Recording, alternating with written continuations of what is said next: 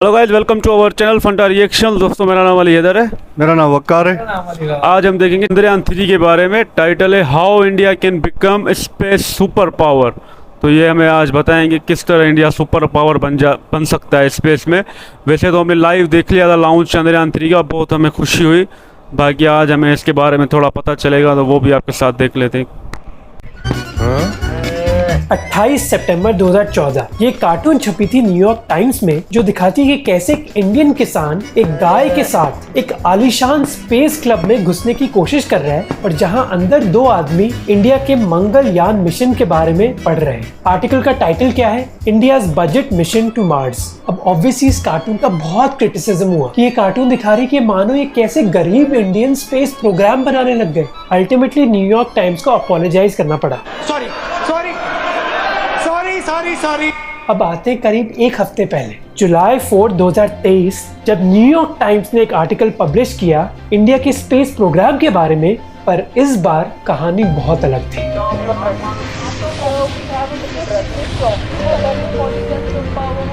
The surprising striver in the world's space business.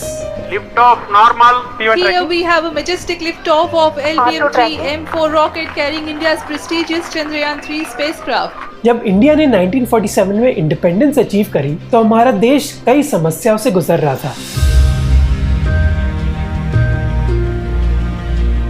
उस समय एक स्पेस प्रोग्राम के बारे में सोचना एक बहुत बड़ी लग्जरी थी, और कई लोग ये मानते थे कि इंडिया ऐसी चीजों में कैसे प्रोग्रेस कर पाएगी। और ये सिलसिला इसरो की फॉर्मेशन के बाद भी चला कि मानो इंडिया स्पेस की दुनिया में एक छोटा सा बच्चा है जिसका बजट रशिया और अमेरिका के बजट से बहुत ही कम है, पर आज इंडिया के स्पेस प्रोग्राम ने बहुत अचीव किया है। इसरो ने 166 मिशंस कंप्लीट करे हैं। प्राइवेट सेक्टर में भी हलचल मची हुई है। इंडिया में अभी 140 रजिस्टर्ड स्पेस स्टार्टअप्स हैं। ऐसी इनोवेशन की वजह से प्लान है कि अगले साल मानव सहित गगनयान लेकर के चलेंगे। विश्व के अंदर हम चौथे देश बन जाएंगे जो मानव को अंतरिक्ष में पहुंचाने वाले बन जाएंगे। और न्यूज में आपने देखा ही होगा कि कैसे इंडिया चंद्रयान 3 लॉन्च कर रहा है। तीसरे मून मिशन को इसरो LVM-3 रॉकेट से अंतरिक्ष में भेजेगा। इस कार्टून से लेकर इस आर्टिकल की जर्नी को समझने के लिए हमें इंडिया के स्पेस एक्सप्लोरेशन के इतिहास को भी समझना होगा। इंडियन स्पेस स्टार्टअप्स की तरह हम भी अपने वीडियोस में कुछ इनोवेटिव टेक्नोलॉजी यूज करने लगे हैं, जैसे चैट जीपीटी से अपनी स्क्रिप्ट्स इंप्रूव करना, ऑडियो फाइल्स को क्लीन करना, या फिर मिड जर्नी से फोटोज क्रिएट करना। चैट जीपीटी जैसे एआई टूल्स की वजह से हमारी टीम्स और इफेक्टिव हो पा रही है, और आप भी ऐसे टूल्स सीख सकते हो, वो भी बिल्कुल फ्री, ग्रोथ स्कूल की मदद से। ग्रोथ स्कूल एक 3 घंटे की पेड वर्कशॉप करने जा रहा है, जिसको होस्ट करेंगे मेरे दोस्त वैभव। अब वैसे तो ये वर्कशॉप पेड है, पर 1000 सोच व्यूअर्स के लिए ये वर्कशॉप बिल्कुल फ्री है। हाँ, फ्री। इस वर्कशॉप को मैंने खुद देखा, जहाँ एआई प्रॉम्प्टिंग की टेक्निक्स की नुआंसेस को मैंने खुद सीखा। ऐसे टूल से आप अपने कई मैनुअल टास्क को ऑटोमेट कर पाओगे, जिससे आपका टाइम बचेगा। इस वर्कशॉप में आपको अप्लाइड चीजें सिखाई जाती है, जैसे एआई को यूज करके कैसे आप जॉब्स ढूंढ सकते हो, कैसे वीडियोस और एड्स बना सकते हो, और बड़े बड़े बिजनेसेस की कौन सी टास्क को ऑटोमेट कर सकते हो। तो चाहे आप वर्किंग प्रोफेशनल हो, फ्रीलांसर हो, या फिर क्रिएटर हो, आप इस वर्कशॉप से सीख सकते हो कि चैट जीपीटी और एआई को आप कैसे ला सकते हो आपकी प्रोफेशनल लाइफ में। अगर मेरी बात नहीं तो इनकी बात मान लो, जो मेरे वीडियोस देखते हैं और जिन्होंने ये वर्कशॉप फ्री में अटेंड भी करी। तो इस फ्री ऑफर का फायदा उठाओ, डिस्क्रिप्शन में लिंक है।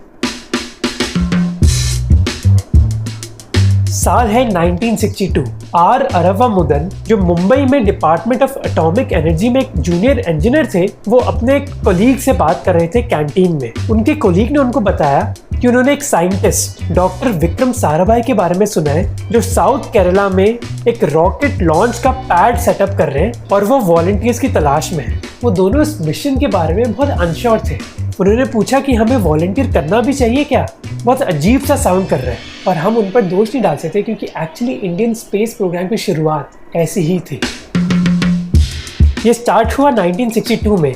जब Indian prime minister Jawaharlal Nehru ने फिजिसिस्ट विक्रम साराभाई को Indian national committee for space research lead करने के लिए बोला। पर कुछ ऑर्गेनाइजेशन थी नहीं उस समय। आर अरवामुद्दीन कहते हैं कि वो लोग जो लॉन्च पैड बना रहे थे उनको बिना किसी ढंग के रिक्रूटमेंट प्रोसेस के रिक्रूट करा, कोई जॉब इंटरव्यू तक भी नहीं था। वो कहते हैं कि जो पहले रिक्रूट थे इंडिया के स्पेस प्रोग्राम में वो मेरी तरह यंग एक्साइटेड लोग थे। सोच रहा था कुछ ऐसे यंग साइंटिस्ट हायर करूं जिनमें काम करने का जज्बा हो, जुनून हो, जो कुछ नया करना चाहता। अब इंडिया का कोई ट्रेनिंग प्रोग्राम भी नहीं था, तो इन सभी लोगों को नासा भेजा गया ट्रेनिंग के लिए। विक्रम साराभाई ने एक्चुअली कोलैबोरेशन करी थी नासा के साथ, जिससे इंडिया अपना स्पेस प्रोग्राम बना सके। उस अरेंजमेंट के तहत नासा ने इंडिया को एक रॉकेट भी सप्लाई किया। तो नासा ने इस कनेक्शन और डॉक्टर साराभाई द्वारा किए गए कोलैबोरेशन के जरिए साउंडिंग रॉकेट भेजा। अब एक रॉकेट के एक लॉन्चिंग स्टेशन बनाना भी इतना आसान नहीं था। पहला स्टेप था कि डॉक्टर विक्रम साराभाई को एक ढंग की साइट चुननी होगी, और उन्होंने ये जगह चुनी लॉन्चिंग स्टेशन के लिए, जो एक छोटा सा चर्च था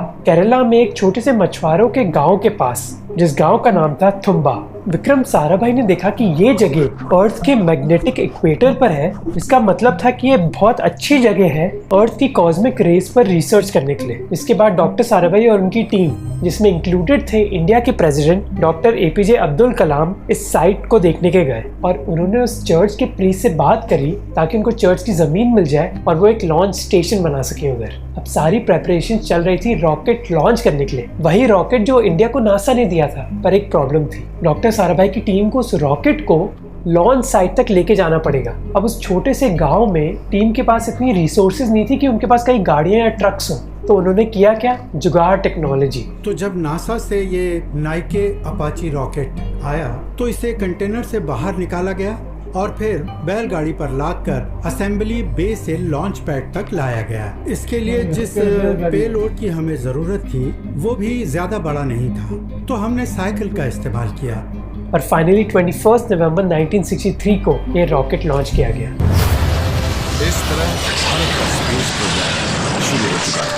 इंडिया की शुरुआत 1963 से की, हमें लगा ये अभी हुआ है सब। और ये इंडिया की स्पेस जर्नी की शुरुआत थी। करीब 6 साल बाद INCOSPAR की जिम्मेदारी बढ़ाई गई और उसको रीब्रांड करके इसरो बनाया गया, जिसके बाद इसरो ने कई माइलस्टोन्स हिट करे। 1975 में इंडिया ने अपनी पहली सैटेलाइट आर्यभट्ट एक सोवियत यूनियन के रॉकेट से लॉन्च करी। 5 साल बाद इंडिया ने अपनी सैटेलाइट अपने ही लॉन्च व्हीकल में लॉन्च करी और दुनिया में इंडिया बस 6ठा देश बन गया जिसने अपनी सैटेलाइट अपनी व्हीकल में लॉन्च करी। इवेंचुअली इंडिया पहला देश बन गया जो अपने पहले ट्राई में मार्स के ऑर्बिट तक पहुंच गया। India became the first in the world to successfully reach Mars's orbit on its first attempt. कई रिकॉर्ड्स भी सेट करे हमने। It's a boost for India's space program. At the tip of this rocket, there are 104 satellites. It's the biggest number ever carried by a single launch. पर इन सब चीज़ों के बावजूद जब आप ग्लोबल स्केल पर देखोगे ना, तो इंडिया का कंट्रीब्यूशन अभी भी बहुत कम है। जैसे इस ग्राफ को देखिए, जो दिखाता है कि 2022 में हर देश ने कितने ऑब्जेक्ट्स भेजे हैं स्पेस में। जहाँ US ने करीब 5,500, रशिया और चाइना ने करीब 731, इंडिया 7th प्लेस में है 127 ऑब्जेक्ट के साथ। 2020 में स्पेस इकोनॉमी में इंडिया का कंट्रीब्यूशन बस 2% है। अब इसरो की इतनी अचीवमेंट्स के बाद भी हमारा कंट्रीब्यूशन इतना कम क्यों है? आंसर बहुत ही सिंपल है, प्राइवेट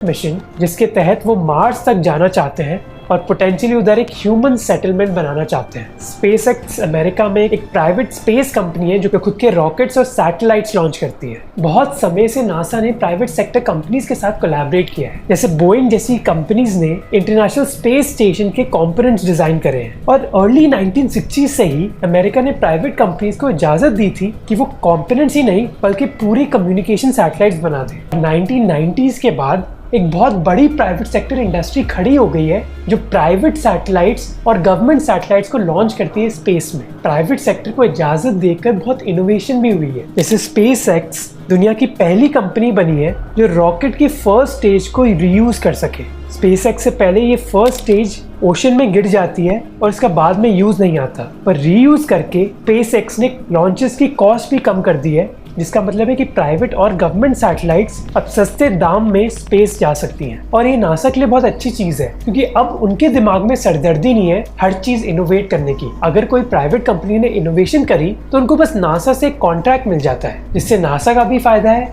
और उस प्राइवेट सेक्टर कंपनी का भी, जिससे यूएस सरकार को भी फायदा मिला है, क्योंकि अब नासा का जो शेयर है यूएस बजट में वो कई सालों से कम हो रहा है। यूरोप में भी सेम हाल है, जहाँ एक प्राइवेट कंपनी एरियन स्पेस अब यूरोपियन सैटेलाइट लॉन्चेस करती है। ऐसी चीजें इंडिया में होने की जरूरत है, क्योंकि अभी इसरो का स्पेस बजट बहुत कम है। 2022 में जहाँ इंडिया का स्पेस बजट 1.7 बिलियन डॉलर था, चाइना का 14 और यूएस का 30 बिलियन डॉलर था। थैंकफुली अब इंडियन सरकार ने भी रियलाइज कर दिया है कि प्राइवेट सेक्टर कंपनीज कितना कंट्रीब्यूट कर सकती हैं। Government has decided to implement reform measures to leverage the achievements of ISRO through opening up the space sector for private enterprises. पर 2020 से भी पहले कई प्राइवेट सेक्टर कंपनीज भाग ले रही थी इंडिया की स्पेस जर्नी में। जहां भी जाओगे पर जब लौट के आओगे, सुकून जिंदगी का इसी दरवाजे पर पाओगे।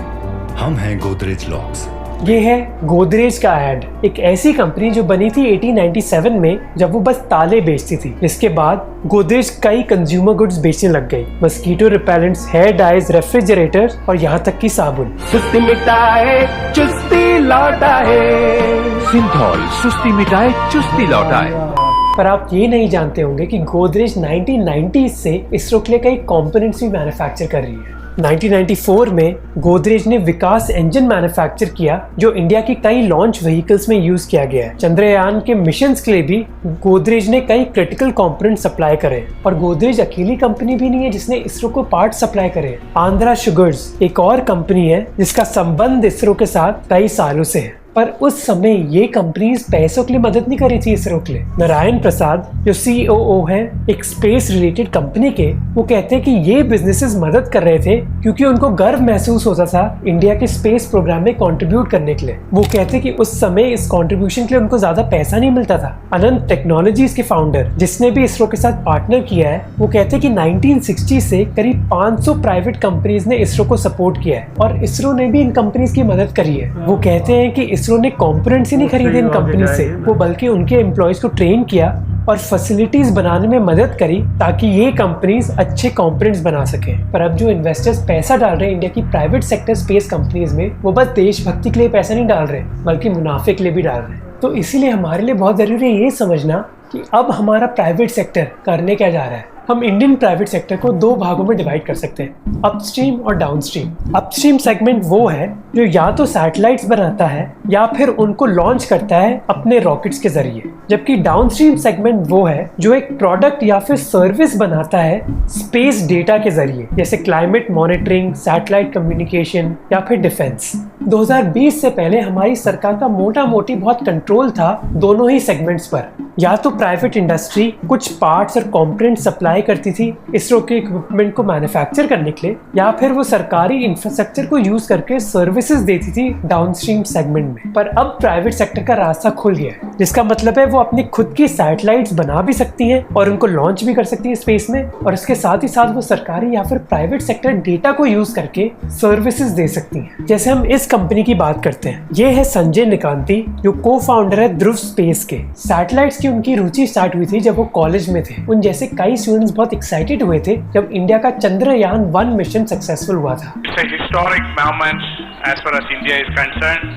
We have started our journey to the moon and the first leg of the journey has gone perfectly well. इस एक्साइटमेंट को देखकर इसरो ने डिसाइड किया कि हमें इन स्टूडेंट्स को एक चांस देनी चाहिए। इसी वजह से उन्होंने कहा कि अगर स्टूडेंट्स अपनी सैटेलाइट्स बनाएंगे तो हम कुछ सैटेलाइट्स को ऑर्बिट में भेजेंगे फ्री में। संजय निकांती ने अपनी SRM यूनिवर्सिटी के जरिए यही करने की कोशिश करी। उनकी सैटेलाइट जिसका नाम था SRM सैट, उसका उद्देश्य था कि वो हमारे देश की पोल्यूशन की समस्या को सॉल्व करे एटमॉस्फेयर में कार्बन डाइऑक्साइड और वाटर वेपर को मॉनिटर करके। उनकी सैटेलाइट सक्सेसफुली लॉन्च हुई अक्टूबर 2011 में, और उसके बाद वो सोचने लग गए कि हमारे देश में इसरो के सिवाय कोई और सैटेलाइट बना ही नहीं रहा है। जिसके बाद अपने कॉलेज फ्रेंड्स के साथ उन्होंने बनाई ध्रुव स्पेस कंपनी, एक ऐसी कंपनी जो सैटेलाइट्स को मैन्युफैक्चर करेगी। अब उस समय ऐसी कंपनीज के लिए फंडिंग मिलना बहुत ही मुश्किल था। मार्केट में सिचुएशन इतनी खराब थी कि कुछ साल बाद वो अपनी कंपनी बेचने का सोच रहे थे, पर 2020 के बाद माहौल बदल गया। कई इन्वेस्टर्स ने ध्रुव स्पेस में इन्वेस्ट किया है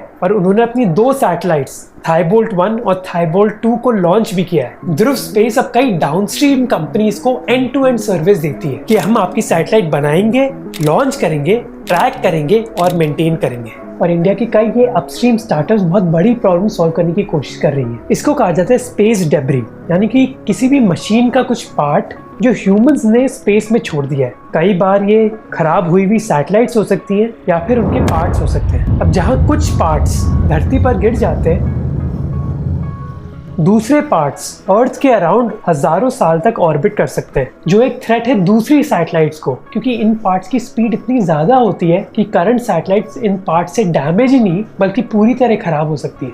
2021 में एक चाइनीज सैटेलाइट टूट गई थी जब एक डेब्री के छोटे से पीस से वो कोलाइड हो गई। इसी चीज को सॉल्व करने की कोशिश करी है एक बैंगलोर की एरोस्पेस कंपनी दिगंतरा। अब स्पेस एजेंसीज इस डेब्री को मॉनिटर जरूर करती है धरती से, पर ऐसे कई छोटे से पीसेस हैं जिनको ट्रैक करना बहुत मुश्किल है। इन पीसेस का साइज 1 सेंटीमीटर से भी कम है और उनकी संख्या करीब 13 करोड़ है। दिगंतरा 40 सैटेलाइट्स को लॉन्च करके इन छोटे से पीसेस को ही ट्रैक करना चाहती है। आप अंदाजा लगा सकते हो कि ऐसी चीजें मैन्युफैक्चर करना इतना आसान नहीं है और इस चीज के लिए बहुत फंडिंग भी चाहिए होती है। इसी वजह से इंडिया में करीब 66% कंपनीज अपस्ट्रीम सेगमेंट में नहीं बल्कि डाउनस्ट्रीम सेगमेंट में काम कर रही है। जैसे बिट्स पिलानी ग्रेजुएट्स की स्टार्टअप पिक्सल, ये गूगल अर्थ है और इसको कई लोग रेवोल्यूशनरी मानते हैं, क्योंकि अगर आप जूम करोगे तो आप अपने घर को भी देख पाओगे। पर गूगल अर्थ में एक लिमिटेशन भी है कि आप बस फोटोज देख सकते हो अर्थ की, और यही एक प्रॉब्लम है जिसको सॉल्व करना चाहते थे बिट्स पिलानी से एक कॉलेज स्टूडेंट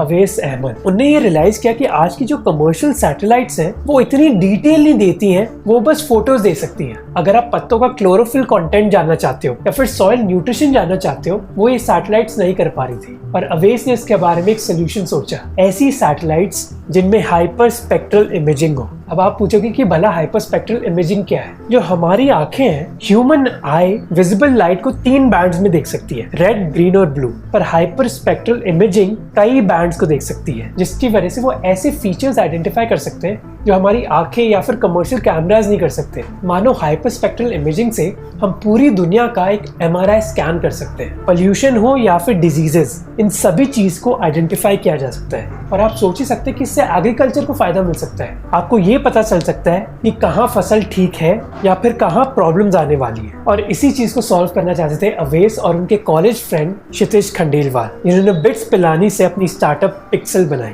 उनकी पहली सैटेलाइट का नाम था शकुंतला, जिसको उन्होंने लॉन्च किया SpaceX की मदद से। उनका ऑब्जेक्टिव बस एक सैटेलाइट को लॉन्च करना नहीं है, बल्कि कई सैटेलाइट्स को लॉन्च करना है, अल्टीमेटली जो मानो एक कॉन्स्टलेशन बना लेंगी अर्थ के आसपास और हर 2 दिन में अर्थ के हर पॉइंट को कवर कर पाएंगी।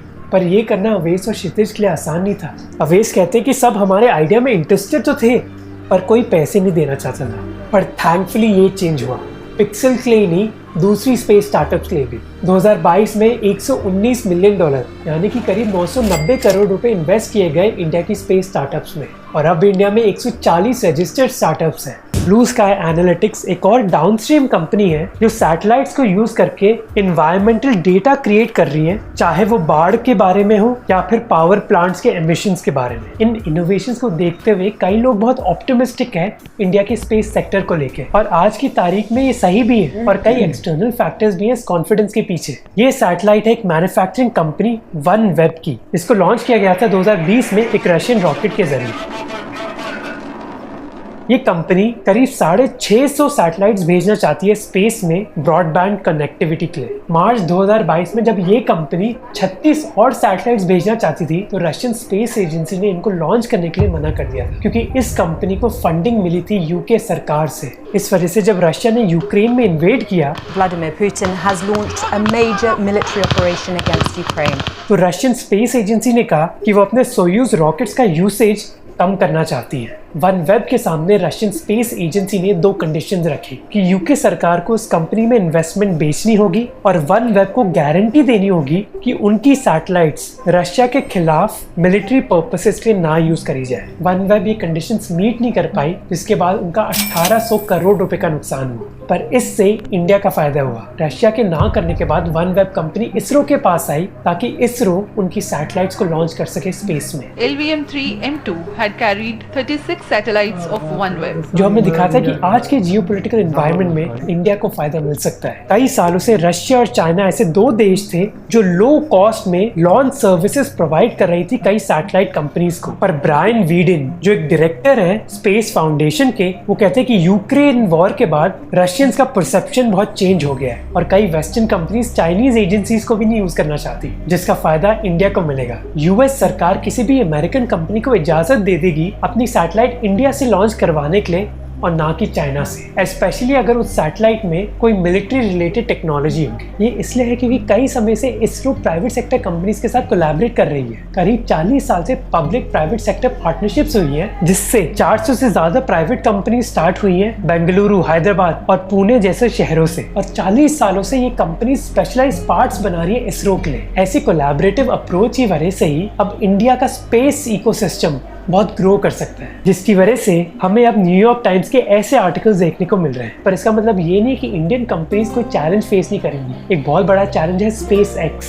अगर हम सैटेलाइट लॉन्च करने के बिजनेस की बात करें, क्योंकि SpaceX रॉकेट्स को रीयूज करने लगा है, इसकी वजह से बहुत भारी ऑब्जेक्ट्स स्पेस में भेजने की कॉस्ट कम हो गई है। पर एडवांटेज ये है कि कुछ इंडियन स्टार्टअप्स कस्टमाइजेशन ऑफर कर सकती हैं कई कंपनीज को। जैसे स्काई रूट एक कंपनी है जो सैटेलाइट्स को लॉन्च करती है। कंपनी के CEO कहते हैं कि हम एक टैक्सी की तरह हैं जो छोटे लॉन्चेस करती है, जबकि SpaceX एक बस या फिर ट्रेन की तरह है जो किसी भी तरीके के पैसेंजर को एक डेस्टिनेशन पर छोड़कर आती है। अग्निकुल जैसी स्टार्टअप्स तो 3D प्रिंटर यूज कर रही है रॉकेट्स की मैन्युफैक्चरिंग की कॉस्ट को कम करने के लिए। ऐसी इनोवेशंस की तरह जहां एक समय इसरो रॉकेट्स को ठेले पर लेके जा रही थी, आज इंडियन कंपनीज लीडर्स बन सकती हैं स्पेस इकोनॉमी में। अगर भाई क्या बात है, ऐसी इन्फॉर्मेशन मुश्किल से मिलती, लेकिन आज भाई साहब ने बड़ा इजीली हमें समझा दिया किस तरह इंडिया का जो स्पेस पावर है ग्रो कर रहा है।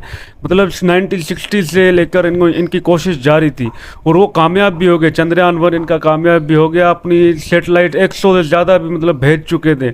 और ये बड़ी बात है कि इंडिया अपनी कोशिश में लगातार मतलब करता रहा है। भले ही उनको सपोर्ट मतलब ज़्यादा नहीं था, लेकिन वो अपनी कोशिश जारी रखते हुए थे। हम समझ रहे थे कि यार मोदी जी की हुकूमत में ये सारा कुछ हो रहा है, बट भाई ये पहले से ही हो रहा है और इंडिया के जो लोग हैं वो भी इसमें साथ दे रहे हैं और वो भी अपनी देशभक्ति का जज्बा दिखा रहे हैं। भाई हम इनको सपोर्ट करेंगे। प्राइवेट कंपनियां भी इन्वेस्ट कर रही हैं, कुछ को अपना प्रॉफिट भी चाहिए, लेकिन भाई जो भी हो इंडिया का तो फ़ायदा हो रहा है। आज इंडिया का नाम है, हर चीज़ में इंडिया का नाम है। जहाँ भी देखो भाई इंडिया, स्पेस में भी इंडिया का नाम है। नासा से ये मुकाबला कर रहे हैं, नासा जो बड़ी स्पेस एजेंसी है उसके साथ इसरो का नाम आ रहा है, तो ये बड़ी बात है। भले ही इंडिया का जो ग्राफ है वो दूसरे कंट्रीज से नीचे है, लेकिन भाई नाम तो है ना। US, रशिया और चाइना के अलावा और कौन से कंट्रीज हैं, और इंडिया ने ये करके दिखाया है, मुमकिन करके दिखाया है कि इंडिया का भी नाम उनके साथ जुड़ रहा है। जब भी इंडिया स्पेस की बात होती है तो इंडिया का नाम ज़रूर आएगा। इसरो ने ये मतलब काम करके दिखाया है।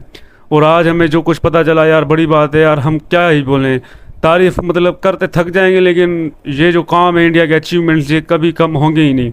और इंडिया वालों के लिए यार ये बड़ा प्राउड मोमेंट है। हमने चंद्रयान 3 का लाइव जो लॉन्च देखा था वो भी भाई बड़ा एक अलग सा एक्सपीरियंस था, लेकिन आज इन लोगों ने जो इन्फॉर्मेशन दी ये बड़ी है यार, क्या ही मैं बोलूं भाई, मज़ा आ गया आज इन स्पेस एजेंसी के बारे में जानकर। हाँ भाई वाह, क्या बात है, हम भी खुश हो गए भाई। ये तो पुराने ज़माने से ये काम चल रहा था, हमने सोचा ये चंद्रयान 3 से ये जो इंडिया ने शुरू काम किया हुआ है, मगर नहीं भाई ये तो पुराने ही जमाने से ये काम शुरू हो रहा है। तो बिजनेस है, अब तो इंडिया का स्पेस का भी बिजनेस है भाई, दूसरों का भी मदद कर रहे हैं और अपना भी काम चल रहा है भाई। तो ये तो हमारे लिए हैरान कुन बात है भाई, इंडिया वालों यार, हम तो भाई पागल हो जाएंगे आपके इतने अचीवमेंट देखकर यार। ये स्पेस वाला सुनकर तो हमारा ही मगज खराब हो गया है भाई। हमारे भी कोई यार बहुत सारे देशों की ये मदद कर रहे हैं इंडिया वाले, थोड़ा हमारे पास भी आ जाए ना, हम भी उड़ाएं ना अपना ही रॉकेट। हमने सोचा वहाँ जो नासा ने इनको रॉकेट दिया वहाँ पर तो बड़ी गाड़ियों में आया, मगर इंडिया वालों के पास जो ऐसी जगह पर थी पुराने जमाने की जगह, गाड़ी साइकिल पे यार रोक के लेकर जा रहे हैं और हम उन पर हंसते हैं भाई, ये क्या मजाक कर रहे हैं। पर भाई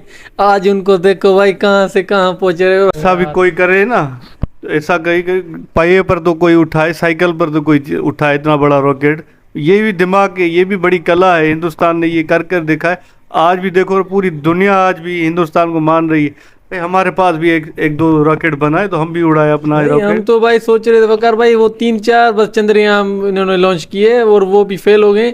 अब ये चंद्रयान 3 इन्होंने भाई लॉन्च किया वो कामयाब हो गया, पर नहीं भाई 1962 से भाई इनका काम चल रहा है और वहीं वहाँ पर तो उनके पास बजट भी नहीं था भाई, कोई स्पॉन्सर भी नहीं था।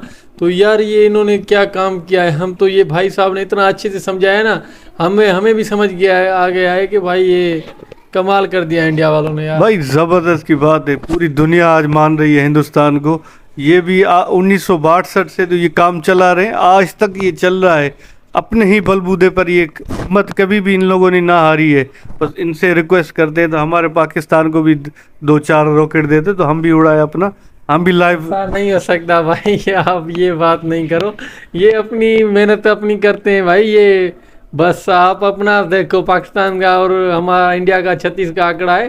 तो नहीं, आप तो हमारे यहाँ कहते हो, लेकिन हमारे यहाँ हर साल ईद पर ही झगड़ा हो जाता है। कोई बोलता है चांद नजर आ गया, चांद नजर नहीं आया। वो तो चांद पर खुद जा रहे हैं, हमारा अभी तक चांद पर ही झगड़ा चल रहा है। हर साल भाई चांद नजर आएगा।